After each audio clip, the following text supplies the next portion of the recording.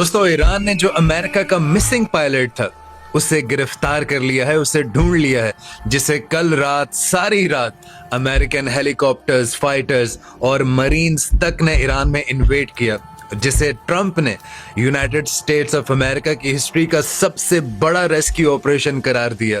और वाकई में है भी।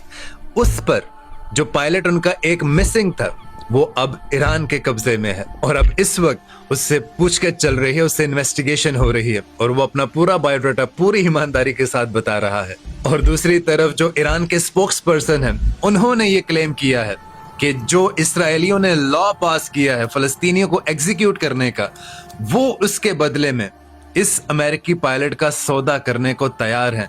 लेकिन सिर्फ शर्त एक है कि जो 10,000 फलस्तीनी प्रिजनर्स हैं जो इजरायली जेलों में कैद हैं, उनको आपको फ्री करना होगा और अपना ये पायलट ले जाओ।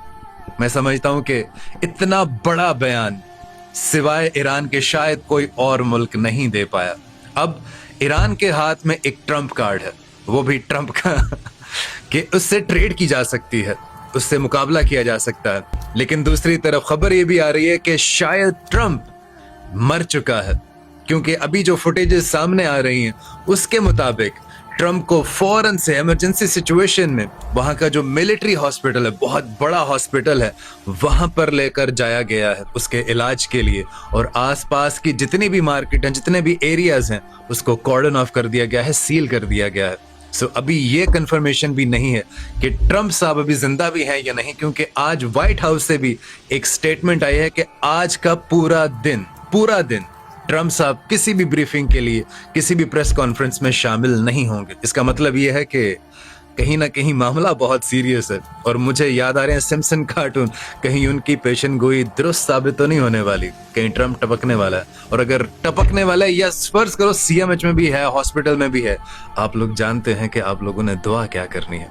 उस शख्स ने पूरी दुनिया को हिला कर रखा हुआ है। वैसे ये वही ट्रंप है जिसने ये कहा था कि ईरान को कि मैं तुम्हें दोबारा से स्टोन एजेस में पहुंचा दूंगा, जहां से तुम बिलोंग करते हो, तुम्हारी तबाही मेरे हाथों लिखी है।